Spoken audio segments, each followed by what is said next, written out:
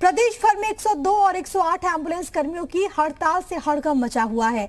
अलग अलग शहरों से जो तस्वीरें सामने आ रही हैं वो बताती हैं कि लोगों की दिक्कतें बहुत ज्यादा बढ़ गई हैं। दरअसल एम्बुलेंस की ALS सेवा नीति कंपनी चिकित्सा को सौंपी गई है।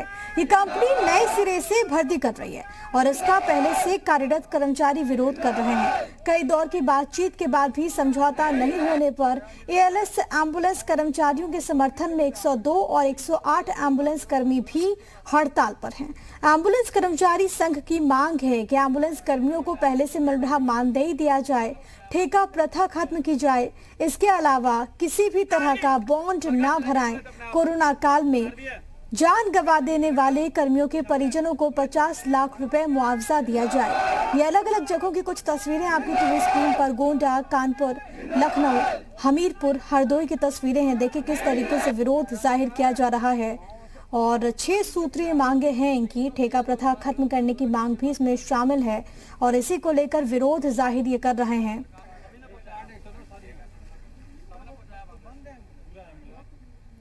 तो बकाया मानदेय देने और नए कर्मचारी नहीं रखने की मांग को लेकर एम्बुलेंस कर्मियों का राजधानी लखनऊ में भी धरना जारी है।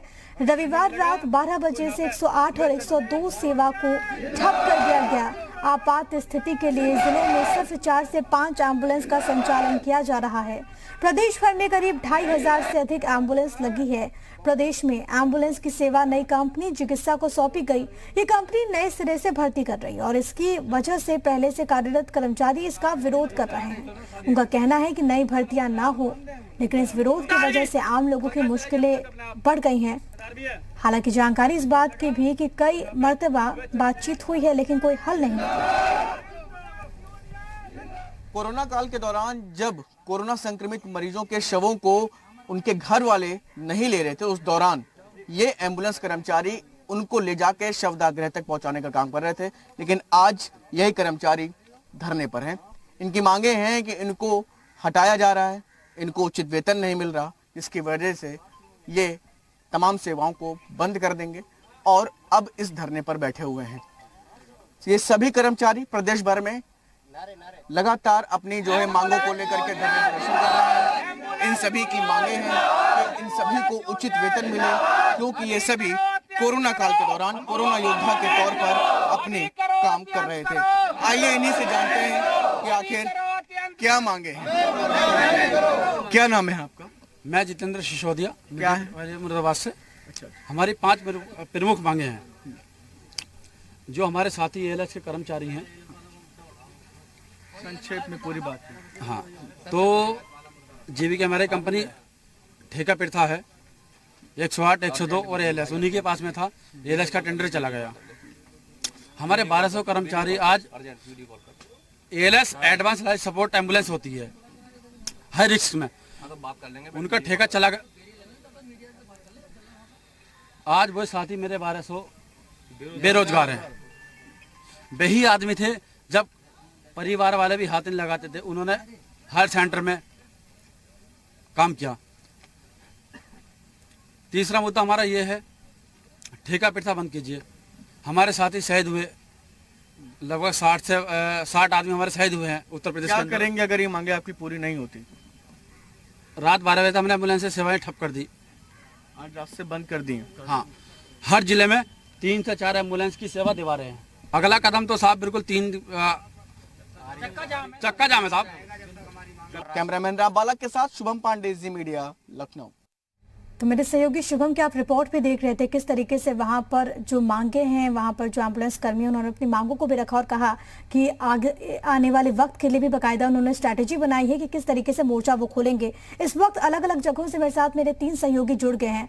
मयूर मेरे साथ मेरे सहयोगी लखनऊ से मौजूद हैं, श्याम कानपुर से जुड़ गए हैं, इसके अलावा राजकुमार मेरे साथ मेरे सहयोगी सीतापुर से मौजूद हैं। सबसे पहले मयूर मैं आपके पास आना चाहूंगी, क्योंकि प्रदेश भर में जिस तरीके से 102 और 108 एम्बुलेंस कर्मियों की हड़ताल देखने को मिल रही है, जाहिर तौर पर जो मरीज हैं, जो तीमारदार हैं, उनकी परेशानी बढ़ी है।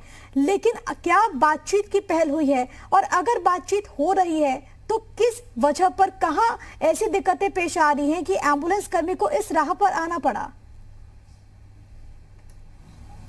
बिल्कुल प्रिया, देखिए आपको बता दें कि जो एम्बुलेंस के जो ड्राइवर्स हैं, इनको आउटसोर्सिंग कंपनी के द्वारा रखा जाता है। तो जिस आउटसोर्सिंग कंपनी ने जो आज हड़ताल कर रहे हैं ड्राइवर्स प्रदेश भर में, इनको रखा था, उसका जो ठेका है वो खत्म हो चुका है। अब नई कंपनी को ठेका दिया जाएगा और वो अपने अकॉर्डिंग जो है एम्बुलेंस के ड्राइवर्स को रखेगी।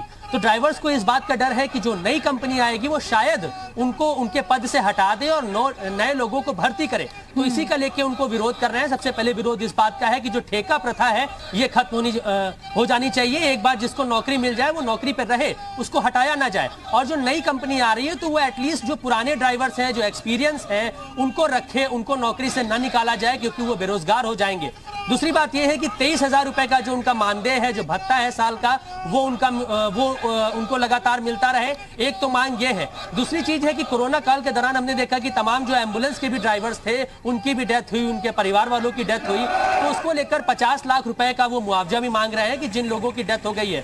तीसरी सबसे बड़ी बात यह है कि एक नेसेसिटी में आता है एम्बुलेंस, एक नेसेसरी ये जो है काम है। अगर ये बंद हो जाता है तो पूरे प्रदेश में कहीं ना कहीं बहुत ज्यादा दिक्कतें बढ़ सकती हैं, क्योंकि अगर एम्बुलेंस नहीं चलेंगी तो जो मरीज हैं, जो परेशान हैं, जो पीड़ित हैं, वो सही समय पर अस्पताल पे नहीं पहुंच पाएंगे। तो कहीं ना कहीं इससे जान की भी जो है लोगों का खतरा बढ़ सकता है। तो बहुत जरूरी ये हो जाता है कि कल रात से अगर चक्का जाम हुआ है तो आज कहीं ना कहीं इसका कोई रिजल्ट निकले, कोई बातचीत हो, और ये जो चक्का जाम है और ये जो इनका प्रदर्शन चल रहा है। कानपुर से इस वक्त मेरे साथ मेरे सहयोगी श्याम भी मौजूद हैं। श्याम, अगर कानपुर की बात करें तो वहां पर किस तरीके से असर देखने को मिल रहा है इस हड़ताल का?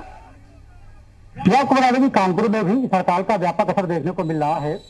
कानपुर में काशीराम ट्रामा सेंटर पर जो सभी संविदा चालक थे, जो एम्बुलेंस के चालक थे, उन्होंने धरना देना शुरू कर दिया है। आपको बता दें इनका धरना 3 दिनों से चालू है, लेकिन इन्होंने आज चक्का जाम कर दिया है और जितनी भी एम्बुलेंस हैं उनको काशीराम परिसर में लाकर खड़ा कर दिया है। और इसके बाद अब इनका ऐलान किया है कि जब तक इनकी मांगे नहीं मानी जाती हैं तब तक ये चक्का जाम रखेंगे। आपको बता दें कि एम्बुलेंस सेवा ठप होने की वजह से कानपुर शहर में काफी दिक्कतें देखने को मिल रही हैं। जिन लोगों को, जिन बीमारों को एम्बुलेंस अस्पताल पहुंचाती थी, वे नहीं पहुंच पा रहे हैं, उन्हें निजी एम्बुलेंस का सहारा लेना पड़ रहा है। इसके अलावा अस्पताल से तमाम लोग इनको रेफर किया जाता था दूसरी जगहों पर, उनको भी जाने में दिक्कतें हो रही हैं। यही हाल कानपुर देहात का भी है। कानपुर देहात में भी इसी तरीके से जो एम्बुलेंस सेवा है वो ठप कर दी गई है। आपको बता दें क्योंकि पिछले 3 दिनों से लगातार एम्बुलेंस कर्मचारी धरने पर बैठे हैं और ये लगातार इस बात की मांग कर रहे थे कि इनको समान वेतन मिले और उनकी जो नौकरी है वो एक तरीके से स्थायी हो जाए। जिस तरीके से बात की जा रही है कि एक बार फिर से इनका ठेका बदला जा रहा है, दूसरी कंपनी को ठेका दिया जा रहा है। तमाम लोगों को डर इस बात का सता रहा है कि उनकी नौकरी जा सकती है, उनके तमाम दूसरे साथियों की नौकरी जा सकती है। ऐसे में नौकरी का डर इनको धरने पर बैठने के लिए मजबूर कर रहा है। इसके अलावा इनकी 6 सूत्री मांगे हैं, वो मांगे पूरी नहीं की जाती तब तक धरने पर बैठने की बात। 6 सूत्री मांगों को लेकर विरोध जाहिर कर रहे हैं, जैसे बड़ी मांग यही है कि ठेका पर भर्ती ना हो, नए सिरे से भर्ती ना हो। अगर मैं सीतापुर की बात करूं, राजकुमार दीक्षित, तो वहां पर क्या हाल है, वहां पर क्या स्थिति? प्रिया, यहाँ पर मैं आपको बता दूं कि जो हड़ताल का असर है पूरा देखने को मिल रहा है। कहीं न कहीं जो ये एम्बुलेंस कर्मी इन्होंने पूरी तरीके से चक्का जाम कर दिया है। वहीं जिला अस्पताल में तो 1-2 एम्बुलेंस खड़ी हुई हैं, तहसील स्तर पर भी 1-2 एम्बुलेंस को इमरजेंसी सेवाओं के लिए लगाया गया है। लेकिन हड़ताल का जो व्यापक असर है वो जिला सीतापुर में देखने को मिल रहा है। संघ के जो अध्यक्ष हैं उनकी सीधी मांग है कि जो ठेका प्रथा है वो समाप्त की जाए। 6 सूत्री मांगे हैं, इसको लेकर के इन्होंने सरकार को अपना ज्ञापन भी सौंपा है। प्रिया, बहुत धन्यवाद आप तीनों का हमारे साथ जुड़ने के लिए और तमाम जानकारी दर्शकों तक पहुंचाने के लिए।